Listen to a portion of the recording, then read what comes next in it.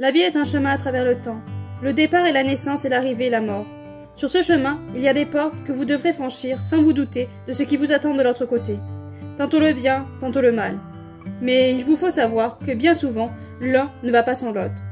Pour être heureux, il faut connaître ce qu'est le malheur. Pour ressentir la joie, il faut avoir vécu la tristesse. Pour faire le bien, il faut pouvoir voir le mal.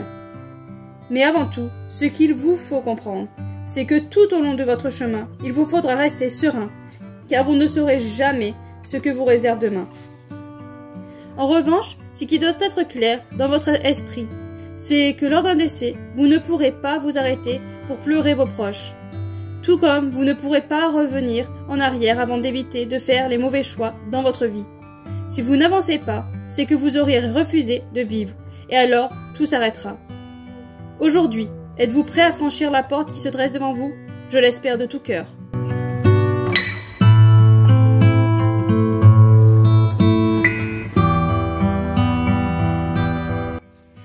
Coucou tout le monde, on se retrouve pour une nouvelle vidéo. Vous avez vu le début, je me suis permis de lire, j'espère que l'auteur m'en voudra pas, le début du livre, donc c'est l'avant-propos et le début du prologue. C'est un début qui m'a beaucoup happé et j'ai su dès les premières lignes que ça allait être encore un livre qui allait me bouleverser, me toucher, et ça a été le cas. Donc dans ce livre-là, on va suivre Jean-Baptiste, c'est celui-là que je vous parle, Nos vies sans elle de Jean-Luc Conessa en auto-édition.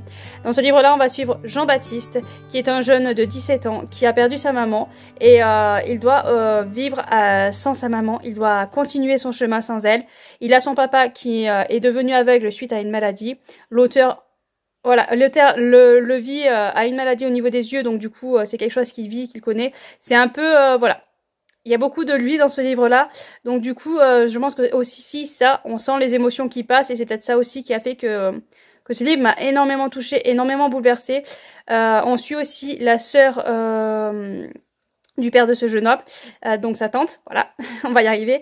On suit aussi sa tante qui a des problèmes familiaux aussi, sa vie n'est pas toute belle, toute rose, et assez compliquée, et donc elle arrive à un moment donné où elle veut avancer, et c'est vrai que je me rends compte que souvent quand on a un décès d'un proche, d'un ami, enfin de quelqu'un qui nous était proche, eh ben il y a quelque chose qui se déclenche en nous, et il y a un déclic qui se fait, et on se dit, mince, on se regarde nous, c'est un peu égoïste, mais on se regarde nous, on se regarde ce qu'on vit, on regarde voilà où on en est, et on se rend compte que la vie peut finir à tout moment, et qu'on a peut-être raté pas raté, mais bon, il y a des choses qu'on aimerait changer dans notre vie, et qu'il serait peut-être temps de le faire avant que ce soit trop tard, et voilà. Donc ce livre-là m'a beaucoup touchée, m'a beaucoup parlé.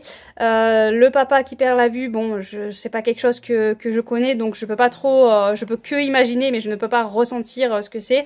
Je ne peux que imaginer, mais c'est tellement bien décrit dans le livre. On décrit voilà le fait que sa vue s'est arrêtée à un moment de la vie, donc il verra toujours sa femme jeune, enfin voilà, il y a des petits trucs comme ça, et donc c'est tellement bien décrit qu'on peut aussi prendre l'empathie, parce que du coup on essaye de se mettre à sa place, on essaye de se dire, ouais effectivement, si j'y vois plus rien, on ferme les yeux 30 secondes, on essaye de se déplacer dans la maison, déjà on se rend compte qu'on rentre dans tous les meubles, on se rend compte aussi, du coup moi j'ai 5 enfants, et je me dis, si je perdais la vue maintenant, je les verrais pas grandir, je verrais pas leur visage adulte, je pourrais plus lire aussi, voilà, ça je pense que ça ferait une des parties très difficiles de ma vie, je pourrais plus lire, mais ouais, donc du coup on a les ressentis du papa, et je sais que j'ai pas 17 ans, mais j'ai perdu ma maman à 32 ans, donc voilà, j'avais déjà ma vie, j'avais déjà mes enfants, j'étais déjà adulte, mais j'ai quand même beaucoup ressenti ce que ce jeune homme ressentait, parce qu'en fait, la vie continue en fait, et ça c'est quelque chose que j'ai vraiment, voilà, ça m'a perturbée pendant un moment, c'est-à-dire que on va l'enterrer,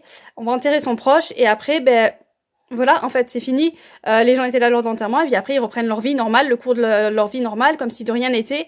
Et toi, t'es là, et tu te dis, mais mince, quoi, on peut pas reprendre normalement, on peut pas reprendre de suite comme ça, normalement, comme si de rien n'était. Et on voit les autres gens qui continuent leur chemin, tranquille, normal. Et toi, t'es là, et tu te sens un petit peu, en retrait, parce que, t'as toujours un petit truc, il y a quelque chose qui bloque, et enfin voilà, j'ai vraiment beaucoup aimé ce jeune, parce que vraiment l'auteur arrive à transmettre toutes ces émotions, tous ces ressentis formidablement bien. Est-ce que c'est le fait, voilà, que comme je vous dis, que j'ai perdu ma maman et que j'ai ressenti un petit peu la même chose, et fait que j'ai réussi à m'imprégner vraiment de cette histoire, je ne sais pas. Mais en tout cas, je trouve voilà que c'était vraiment très bien écrit, très bien. Les niveaux sentiments, franchement, moi, ce livre m'a touchée, m'a bouleversée. Pareil avec la tante. En fait, voilà, j'ai réussi, même avec le papa, où voilà, perdre la vue, je ne connais pas, et j'ai réussi, voilà, à quand même à ressentir les mêmes choses. Quand il décrivait ses ressentis, ben ça me prenait aux tripes. Là, le jeune homme, voilà, ça me prenait encore plus aux tripes. Et tout un tas de choses, voilà, que tu t'en veux, que t'as fait, que t'as pas fait, enfin voilà. Et pareil avec la tante, eh ben, je faisais voilà, je reportais ma propre vie sur la tante, même si je suis pas vraiment dans la même situation, mais voilà, j'ai pas forcément la vie que je voulais, on va dire ça comme ça, et du coup, ben voilà, je me disais, elle se bouge, il faut qu'elle s'en sorte, et j'étais là et je me disais, allez, bouge-toi, sors-toi de là, parce que c'est pas bon pour toi, c'est pas bon pour tes enfants, et après on voyait que voilà, ce qui se passait derrière et tout ça, enfin, vraiment non, au niveau sentiment, c'était très très fort, c'était très très fort, c'était très très dur. Il y a des moments, voilà, il y a 1 ou 2, 3 passages que j'ai dû faire une pause parce que je me suis mise à pleurer. Il y a un passage où il n'y avait pas lieu de pleurer et je me suis mise à pleurer quand même. Il y a un moment, je sais pas si je peux le dire, ça serait dommage, ça serait bien que vous le découvriez, mais il y a vraiment un passage, à un moment donné, ils vont découvrir un truc, et ce qu'il y avait écrit n'était pas forcément à faire pleurer, mais moi ça m'a bouleversée, voilà, je me suis mise à pleurer. Et voilà, j'ai pleuré plusieurs fois dans ce livre-là, mais vraiment pleurer. Des fois, je vous dis, voilà, ce livre-là, ce passage m'a fait pleurer. Mais là, j'étais vraiment en larmes, j'étais effondrée, vraiment. Donc ça m'a vraiment touchée. Mais malgré tout, je ne voulais pas en sortir. Je voulais rester avec eux. Je voulais vraiment être dans ce mal-être. Alors que ben quand même, il y a je sais pas si vous voyez là. Il y a la pluie, il y a les limbes, mais il y a quand même, vous voyez là? Il y a une éclaircie. Il y a une petite éclaircie. Et franchement, ce livre, il y a quand même la lumière, une éclaircie. Et un grain d'espoir quand même. Et un grain de bonheur qui reste derrière. Moi, c'est vrai que c'est pas le truc, je me suis pas trop concentrée là-dessus parce que j'avais besoin. En fait, je pense que j'avais besoin d'être dans ce mal-être, d'être dans cette difficulté, dans ces sentiments un peu durs, un peu forts pour... c'est bizarre de dire ça, pas pour me faire du bien, mais j'en avais besoin. Voilà, je sais pas comment dire. Je l'ai lu pile au bon moment. Franchement, je pense que c'était vraiment le bon timing pour le lire. Ça m'a remonté des trucs que j'avais au fond de moi. Ça m'a... je sais pas comment vous le décrire. J'ai envie de vous dire, sautez-y dessus, lisez-le. Mais je ne vous garantis pas qu'il vous fera le même effet qu'à moi parce que on a chacun notre vécu, on a chacun notre histoire, on ne vit pas les émotions tous pareil. Donc autant vous allez le lire, vous allez dire oui il est bien, mais en fait je n'ai pas senti ce que tu as ressenti. Alors qu'est-ce que tu nous as raconté? Enfin voilà, on ne peut pas ressentir les mêmes choses. C'est vrai que moi je vais vous dire franchement lisez-le, vous ne pouvez pas rester indifférent, vous allez... Peut-être que si en fait, parce que on n'a pas le même vécu. Donc je peux pas vous dire foncez le lire, vous allez pleurer, ou je peux pas vous dire ça. Mais moi en tout cas, ça m'a bouleversée, ça m'a touché, ça m'a pris au trip. Je sais, c'est difficile de vous dire à quel point ce livre m'a... Voilà, c'est compliqué. C'est compliqué quand un livre vous touche à ce moment-là, c'est compliqué de le décrire. C'est pour ça que je me suis dit, je vais lire le début, parce que le début, franchement, c'est... voilà, rien que c'est un avant-propos. C'est un avant-propos. Et rien que ça, quand je l'ai lu déjà, il a fallu que je prenne un souffle et que je redémarre après le prologue, et que, enfin voilà, ça m'a touchée. Enfin, chaque mot qu'il a écrit, ça m'a bouleversée, ça m'a touchée. En plus, le début du livre... ceux qui me suivent savent j'ai une histoire en tête.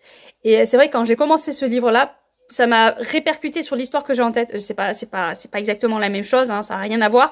Mais il y a cette scène-là, c'est un passage que j'ai dans la tête pour si un jour j'arrivais à l'écrire. Et du coup, ça a été un peu d'entrée, ça a été fort parce que je me suis dit punaise, cet auteur a écrit le livre que je veux écrire, et en fait, je vais pas vous mentir, mais je me dis que si un jour il y a un auteur qui peut écrire l'histoire que j'ai dans la tête, c'est lui, parce que la façon dont il écrit, la façon dont il balance les sentiments, voilà, je pense qu'à Monsieur Jean-Luc Connaissat pour écrire le livre que j'ai dans la tête. Bon, il n'est pas dans ma tête, donc c'est compliqué. Mais si je pouvais lui transmettre, voilà, si je pouvais lui balancer toutes les choses que j'ai dans la tête pour qu'il m'écrive ce livre, franchement, ça serait génial. Parce que voilà, il y a vraiment il a une façon d'écrire, une façon de balancer les sentiments que j'aimerais. Voilà, j'aimerais que si un jour j'arrive à écrire mon livre que j'ai dans la tête, j'aimerais écrire pareil. J'aimerais voilà, j'aimerais mettre les sentiments comme ça. Enfin, c'est... Ah, ça m'énerve parce que je me dis, la façon dont j'en parle, vous allez dire, ouais, bon, ok, on passe. Mais franchement, ne passez pas à côté. Après, je vous dis pas, lisez-le maintenant, mais c'est vraiment un livre à sortir au bon moment. J'ai eu la chance de sortir au bon moment, et j'espère que vous aurez la chance de sortir au bon moment. Voilà.